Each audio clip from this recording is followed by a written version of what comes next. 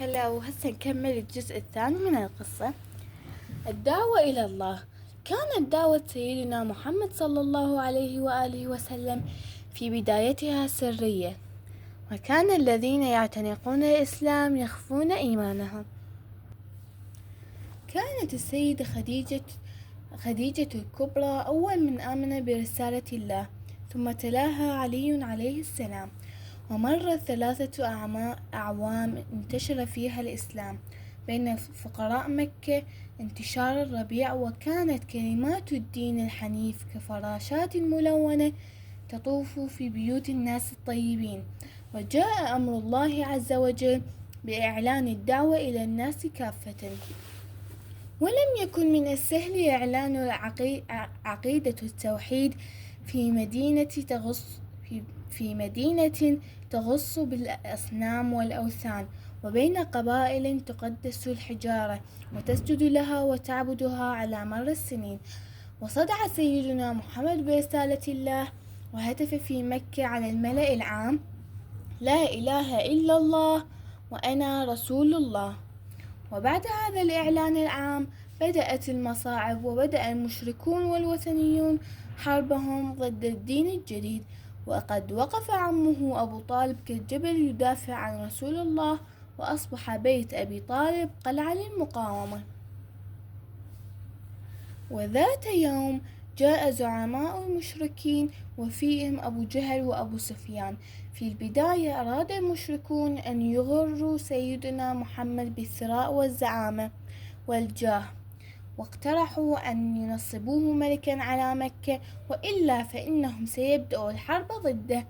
نقل أبو طالب إلى ابن أخيه اقتراح المشركين، فقال سيدنا محمد صلى الله عليه وآله وسلم: يا عماه، والله لو وضعوا الشمس في يميني والقمر في شمالي على أن أترك هذا الأمر ما تركته أو أهلك دونه. وقبل العم المؤمن جبين النبي صلى الله عليه وآله وسلم وقال له: اذهب يا ابن أخي وقل ما تشاء، والله لا أسلمك لشيء أبدا. وهكذا استمر سيدنا محمد صلى الله عليه وآله وسلم يدعو الناس إلى دين الله ورسالته. الهجرة. رأى أبو جهل وأبو سفيان وأمية وغيرهم من زعماء الوثنية أن الإسلام خطر على امتيازاتهم وعلى أصنامهم وآلهتهم، إن آلهة قريش عبادة وتجارة. لهذا فكروا في اغتيال النبي صلى الله عليه وآله وسلم والتخلص منه.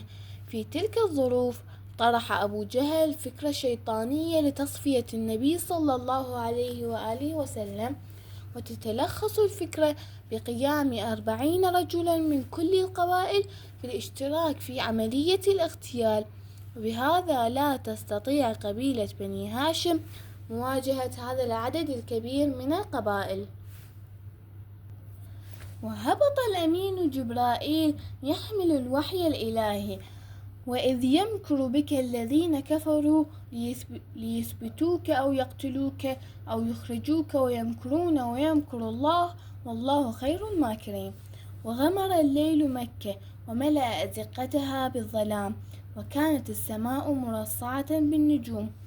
وفي تلك اللحظات المثيرة والمؤامرة على وشك التنفيذ دخل فتى الإسلام علي بن أبي طالب أبواب التاريخ في واحدة من أكثر قصص الفداء إثارة وحماسة، فقد نام في فراش النبي صلى الله عليه وآله وسلم وفداه بنفسه. المجتمع المسلم.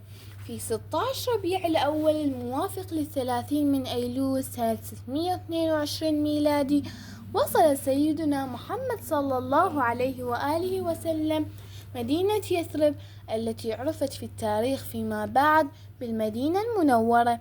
وخرجت فتيات المدينة ينشدن أناشيد الفرح: طلع البدر علينا من ثنيات الوداع، وجب الشكر علينا ما دعا لله داع. أيها المبعوث فينا جئت بالأمر المطاع جئت نورت المدينة مرحبا يا خير داع. وبعد أيام قليلة كتب النبي صلى الله عليه وآله وسلم أول وثيقة تعلن ولادة مجتمع جديد له هويته الخاصة. بسم الله الرحمن الرحيم.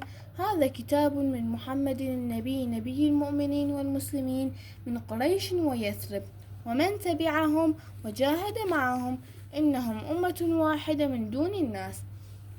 كما بدأ العمل بإنشاء المسجد في قلب المدينة، وارتفع نداء الله أكبر عاليا في الفضاء: إن الله أكبر من كل شيء، وإنه وحده لا إله سواه ولا معبود غيره، وإن الصلاة هي لحظة الاتصال للشكر على ما أنعم، وإن الحمد لله رب العالمين. وهكذا بدأ المجتمع المسلم حياة طيبة في ظلال الإسلام ومبادئه السامية، يحب بعضهم بعضا ويواسي بعضهم بعضا، وهم جميعا سواسية كأسنان المشط. غروب الشمس في شهر ذي القعدة سنة 10 هجري، أعلن سيدنا محمد صلى الله عليه وآله وسلم عزمه على حج بيت الله الحرام، وحملت نسائم الصحراء أنباء الفرح، وراحت القبائل المسلمة تستعد لأداء مراسم الحج الأكبر. وشهدت مدينة مكة ذلك العام أكبر تجمع بشري، وبلغ عدد الحجاج أكثر من 100,000. وفي جبل عرفات وقف النبي خطيبا يعلم المسلمين والمؤمنين ثقافة الإسلام الجديدة: أيها الناس، إن ربكم واحد، وإن أباكم واحد، وكلكم لآدم، وآدم من تراب، إن أكرمكم عند الله أتقاكم، ليس لعربي على أعجمي فضل إلا بالتقوى، من كانت عنده أمانة فليؤدها إلى من ائتمنه عليها، ألا هل بلغت اللهم فاشهد.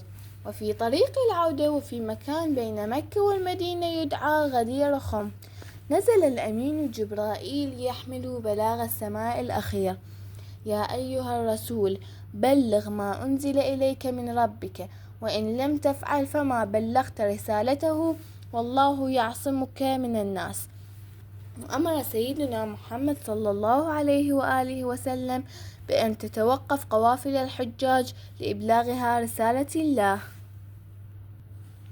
كأني دعيت فأجبت، وإني تارك فيكم الثقلين كتاب الله وعترة أهل بيتي، فانظروا كيف تخلفوني فيهما، فإنهما لن يفترقا حتى يردا علي الحوض. ثم أمسك بيد وصيه علي بن أبي طالب ورفعها عاليا: من كنت مولاه فهذا علي مولاه، اللهم وال من والاه، وعاد من عاداه، وانصر من نصره، واخذل من خذله. وبعد ذلك هبط جبرائيل بالآية الكريمة: اليوم أكملت لكم دينكم وأتممت عليكم نعمتي ورضيت لكم الإسلام دينا. وعاد النبي صلى الله عليه وآله وسلم إلى المدينة المنورة، وقد أدى رسالة الله الأخيرة إلى الإنسانية، وأسس أمة ومجتمعا متآخيا محبا للخير والحق والجمال. وفي 28 من صفر سنة 11 هجري أغمض سيدنا محمد صلى الله عليه وآله وسلم عينه ورحل إلى الرفيق الأعلى بعد أن عاش 63 سنة. اللهم صل على محمد وآل محمد كما صليت على إبراهيم وآل إبراهيم إنك حميد مجيد. وهيش يكون وصلنا لنهاية الفيديو. لا تنسوا تخلون لايك واشتراك، وأتمنى أنكم استفدتوا من الفيديو، وبس باي.